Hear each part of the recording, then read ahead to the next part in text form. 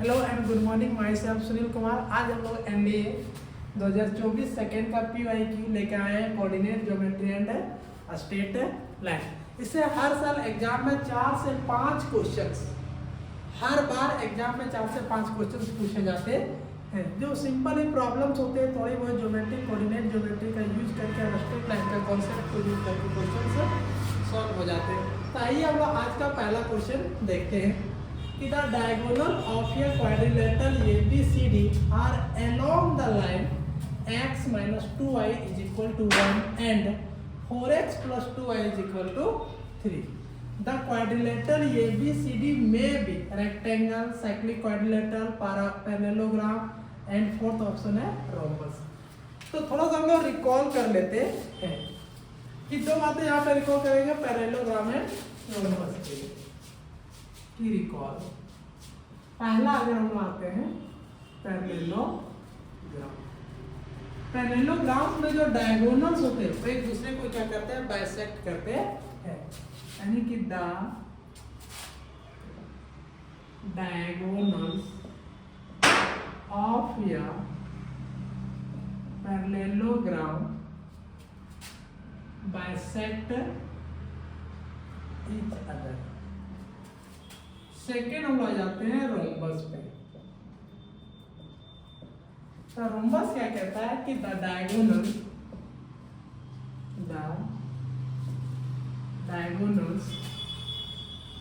Of या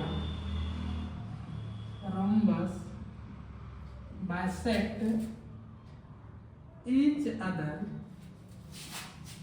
eight right.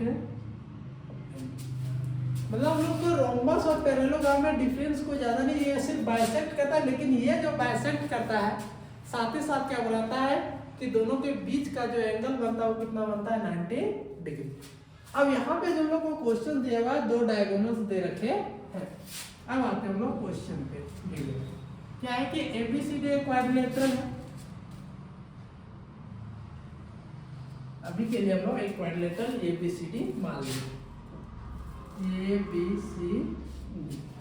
तो एक डायगोनल मेरा AC बनेगा, दूसरा डायगोनल क्या कौन बनेगा, BD बनेगा। अगर हम लोगों को दोनों डायगोनल के बीच का अगर एंगल पता चल जाए कि 90 डिग्री है, तब तो ये बाइसेक्ट भी करेगा और किस पे करेगा, एट राइट एंगल पे। तो उस केस में मेरा जो क्वाड्रिलेटरल बनेगा वो क्या बन जाएगा, रोम्बस आ जाएगा। तो देखते हैं यहाँ पे पहला मान लेते हैं कि डायगोनल हम लोग ये भी क्या मान लिए, ये भी को सॉरी AC को पहला डायगोनल। तो AC बराबर हम इसको मान लेते हैं x minus 2y is equal to 1।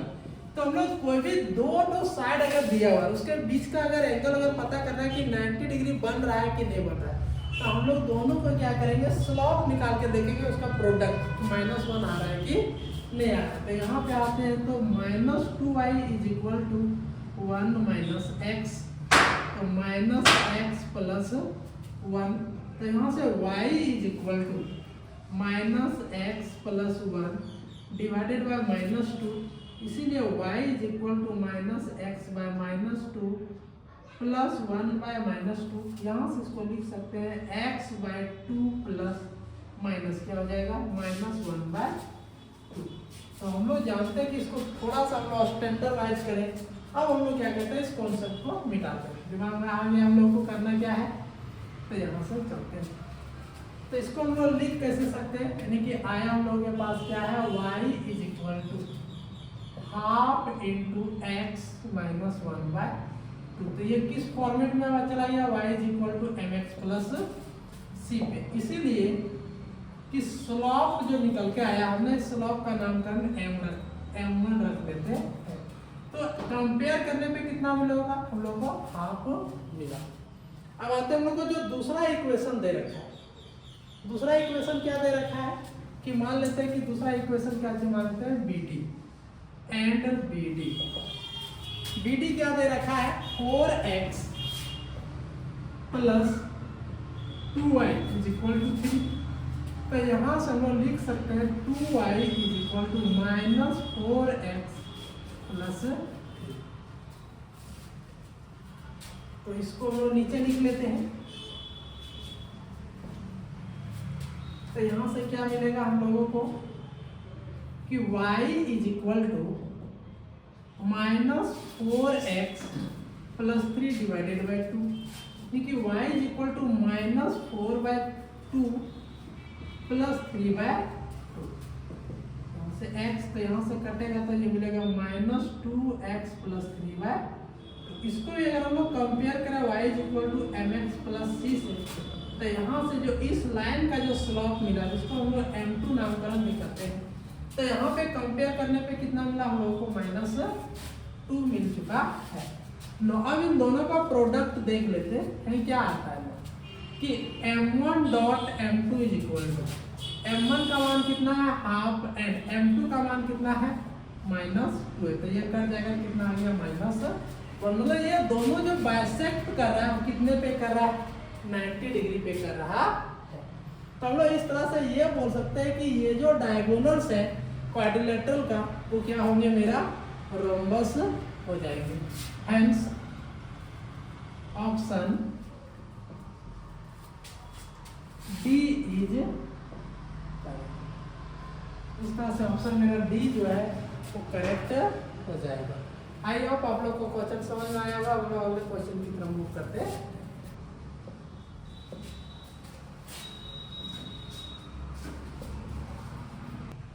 अब हम लोगों का अगला क्वेश्चन है कि if P, Q and R and S are vertices of a parallelogram, then what is x plus y equal to? Question से क्या दे रखा है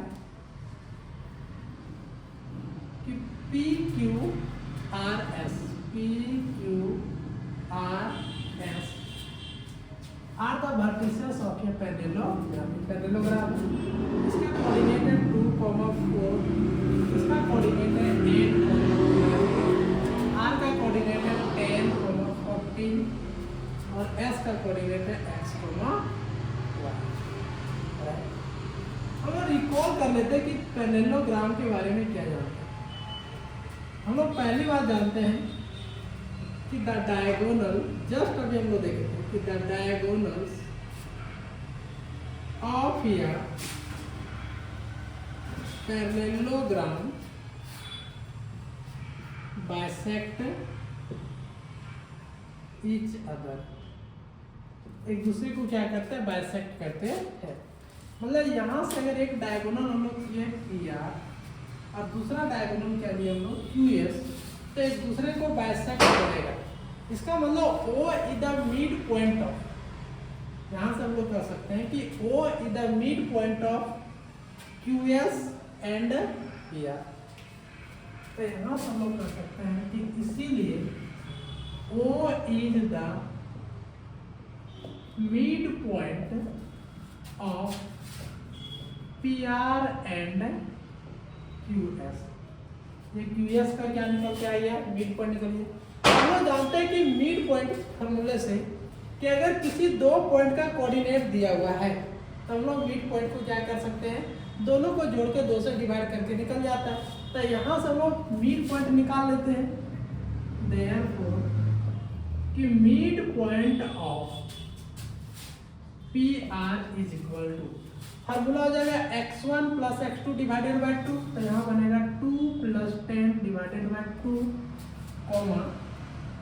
4 प्लस 14 डिवाइडेड बाई 2। तो ये कितना बन जाएगा 12/2 और ये बन जाएगा 18/2। तो यहाँ से कटेगा 6 टाइम पे, ये 9 टाइम पे आया कितना 6, n। दूसरा जो है वो क्या है कि मिड पॉइंट ऑफ, अगर हम लोग किसका लेते हैं QS का लेते हैं तो इधर से ऐड करेंगे तो 8 plus x divided by 2, 12 plus y divided by. हम लोग जानते हैं कि वो इधर mid point of PR and क्या है QS है। तो अकॉर्डिंग टू क्वेश्चंस ये दोनों आपस में बराबर हो जाएंगे। तो mid point of PR is equal to क्या हो जाएगा मिड पॉइंट ऑफ QS, क्योंकि दोनों का मिड पॉइंट मेरा क्या वही है। तो ये दोनों मिड पॉइंट आपस में बराबर हो जाएंगे। तो मिड पॉइंट ऑफ पी जैसे क्या 6,9 है और इधर पे कितना है 8 + x डिवाइडेड बाय 2 और 12 + y डिवाइडेड बाय।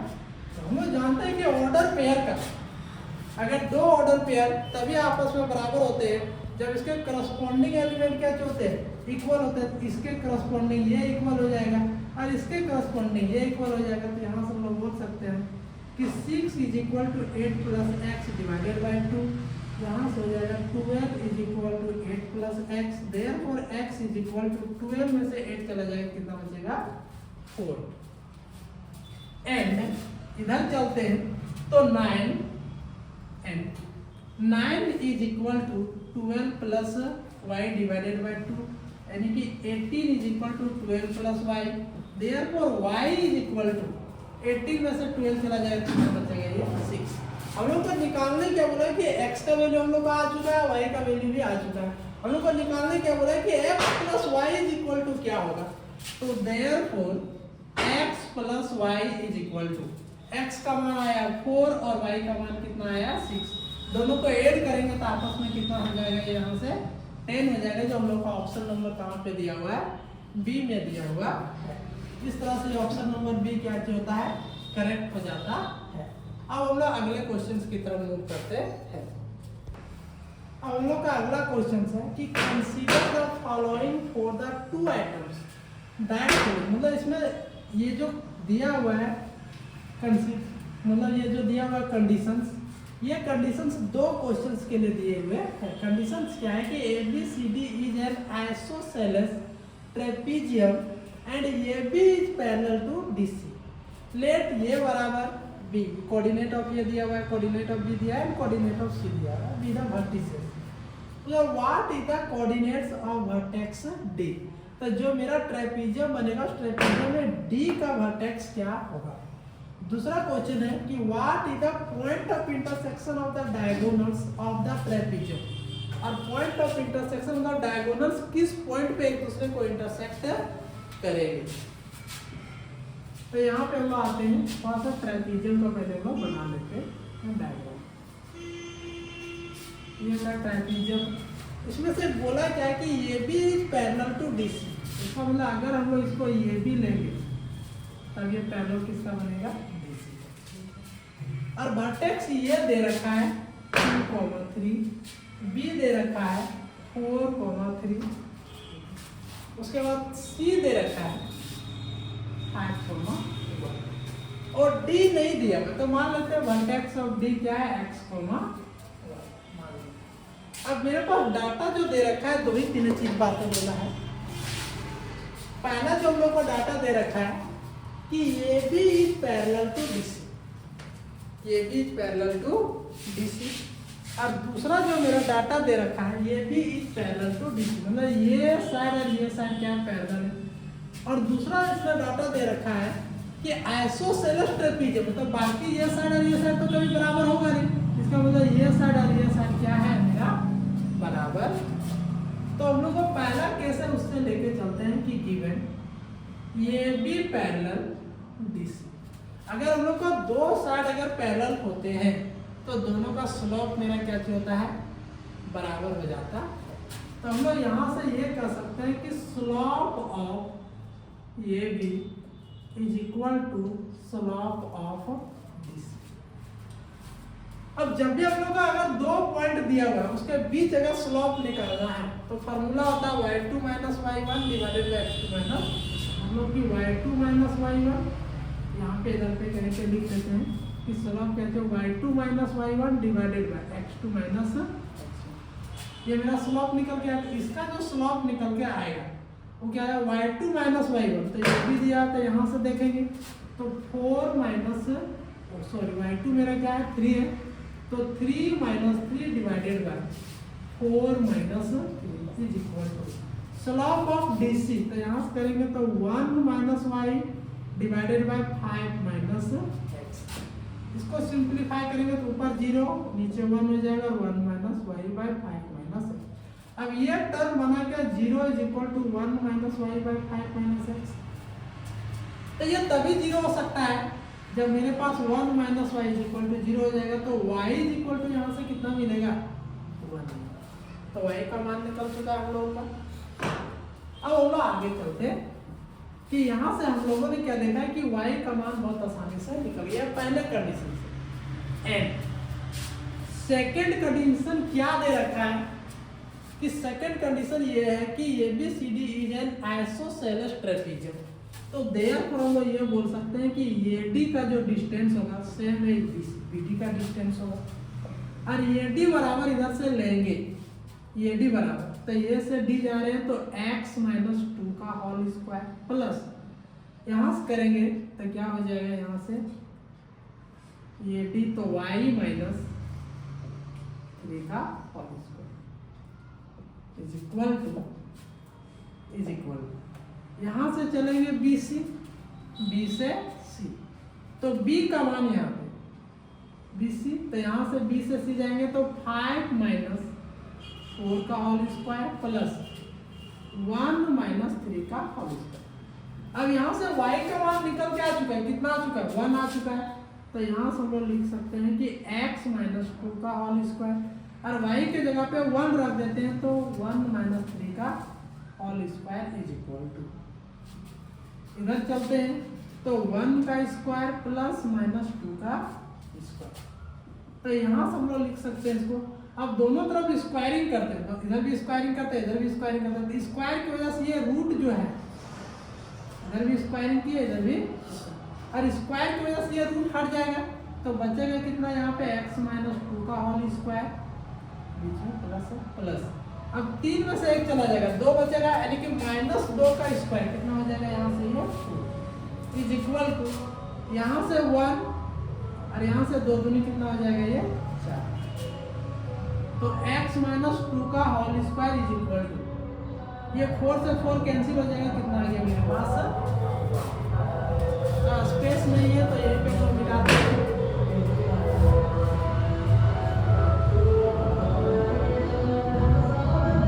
तो आगे हम लोग कर सकते हैं क्या चीज यहाँ पे कि x माइनस 2 का होल स्क्वायर बराबर कितना आया 1 तो x minus 2 is equal to square उधर जाएगा तो क्या बनेगा रूट में जाएगा लेकिन अपने साथ प्लस तो x minus 2 is equal to plus minus 1 x is equal to 1 एक बार अगर प्लस माइनस 1 और ये प्लस तो इसीलिए x इज इक्वल टू एक बार 1 मिलेगा 2 में से चला जाएगा और एक बार कितना मिलेगा हम लोग को 3 x का 2 मान निकल के आए।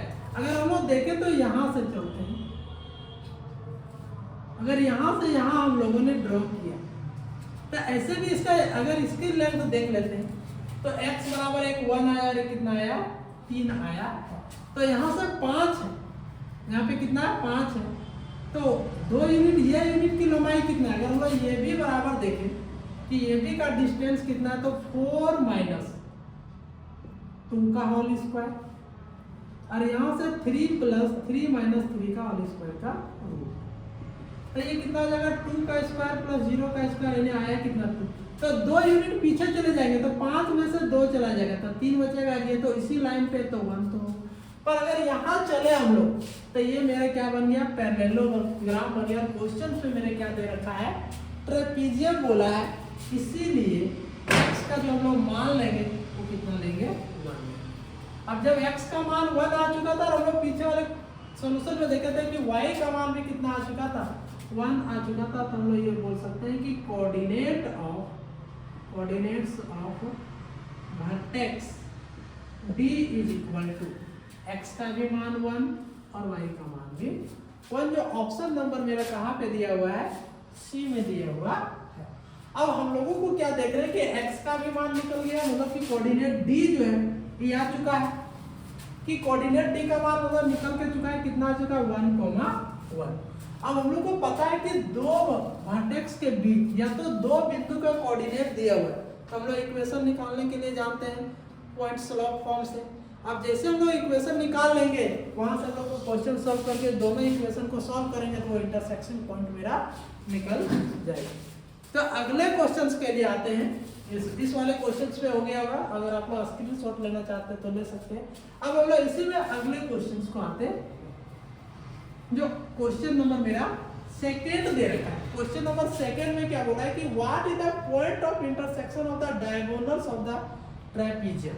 अब अगर हम लोग डायगोनल्स को ड्रॉ करें तो एक डायगोनल मेरा यहाँ से जाएगा और जो मेरा दूसरा जो डायगोनल्स होंगे वो कहाँ से जाएंगे, यहाँ से। तो हम लोग लिख लेते हैं इक्वेशन ऑफ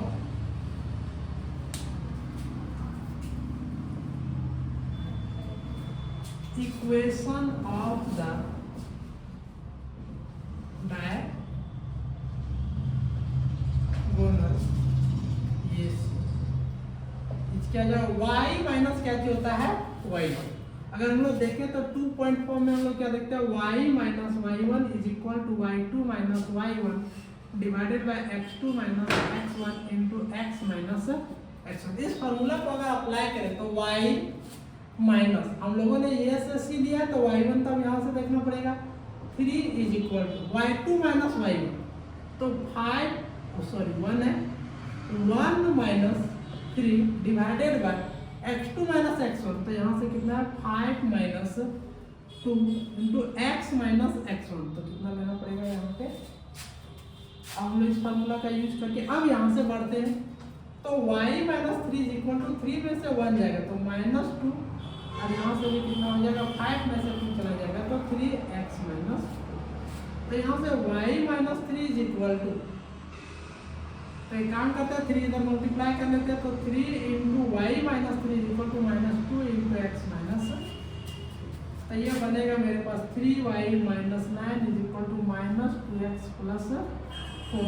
इसको एक साइड ले आते हैं तो ये माइनस में इधर आके क्या बनेगा प्लस में 3y minus 9 minus 4 is equal to तो यहाँ से क्या आ चुका है 2x plus 3y minus 13 is equal to 0। एक इक्वेशन लाइन निकल गया, मतलब मेरा ये सी जो डायगोनल उस लाइन का इक्वेशन निकल के आ चुका है। एंड दूसरा मेरा जो डायगोनल से BD है तो इसका इक्वेशन निकाल लेते हैं, the equation of the diagonal BD। फिर से y माइनस y1 तो हम लोग B से D जा रहे थे, B को हम लोग y1 की तरह ट्रीट करेंगे तो यहाँ पे कितना है 3 इज इक्वल टू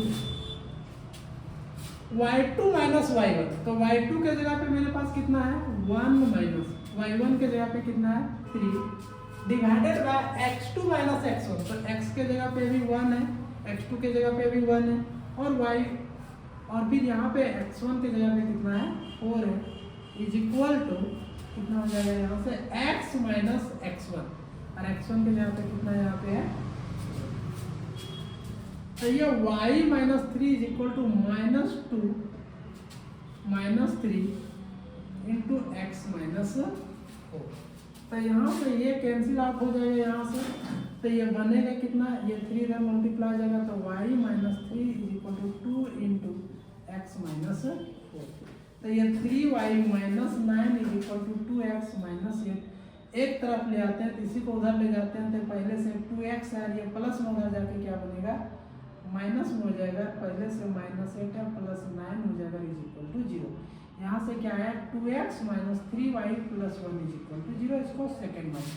अब हम लोग को पॉइंट ऑफ इंटरसेक्शन निकालना है तो हम लोग क्लास 10 में ही पढ़ेंगे अगर दो लाइन के बीच का अगर पॉइंट ऑफ इंटरसेक्शन निकालना है तो दोनों इक्वेशन को आपस में क्या करते हैं हम लोग सॉल्व करते हैं। तो इन दोनों इक्वेशन को आपस में हम लोग सॉल्व करते हैं तो इस इक्वेशन को सॉल्व करेंगे तो सॉल्विंग इक्वेशन 1 एंड 2 क्या मिलता है हम लोगों का जो इक्वेशन या 2x plus 3y minus 13 is equal to 0 और दूसरा दे रखा है 2x minus 3y plus 1 is equal to 0। इन दोनों को आपस में ऐड करेंगे तो ये मेरा कैंसिल आउट हो जाएगा, ये बनेगा 4x और 13 में से 1 चला जाएगा तो मेरा कितना बनेगा माइनस 12 इज इक्वल टू 0 यानी कि 4x is equal to 12x is equal to 12/4 cut के कितना आ गया मेरे पास 3 मतलब x इज इक्वल टू कितना आ चुका है मेरे पास 3 आ चुका। अब हम लोग x का मान x का जो मान है पुट कर देते हैं, put x is equal to 3 किसी दोनों में से किसी एक इक्वेशन में पुट कर सकते हैं तो हम लोग पुट कर लेते हैं 1 पे ही इन इक्वेशन 1 पे। तो यहाँ से क्या मिल रहा है हम लोगों को कि 2 into 3 plus 3y minus 13 is equal to 0। यहाँ पे आ जाते हैं तो यहाँ से हो गया 6 plus 3y minus 13 is equal to 0, यानी कि 3y minus 7 is equal to 0। तो 3y इज इक्वल टू 7, इसलिए y is equal to 7/3। Hence हम लोग ये कह सकते हैं कि पॉइंट ऑफ इंटरसेक्शन जो मिला, पॉइंट ऑफ इंटरसेक्शन वो कितना कितना आ चुका है कि x का जब हम लोग 3 लिए थे तो y मेरा कितना निकल के आ चुका है 7/3 निकल के आ चुका है, यानी कि ये जो पॉइंट ऑफ इंटरसेक्शन निकल गया 3,7 में क्या निकल के आया 3 निकल के आया होगा। और ये पॉइंट ऑफ इंटरसेक्शन ही तो इस क्वेश्चन में निकालने वाला था। क्वेश्चन में था कि what is the point of intersection of the diagonals of the trapezium. तो हम लोग को पॉइंट ऑफ इंटरसेक्शन कितना आया 3,7/3 आया, जो ऑप्शन नंबर कहाँ पे दिखाई दे रहा है बी में दिखाई दे रहा है। आई होप इस तरह से आप लोग का क्वेश्चन समझ में आया होगा। और हम लोग अगले क्लास पे हम लोग एनडीए 2024 का फर्स्ट हम लोग देखेंगे। आज क्लास पे ये ड्रॉप करते हैं। Thank you.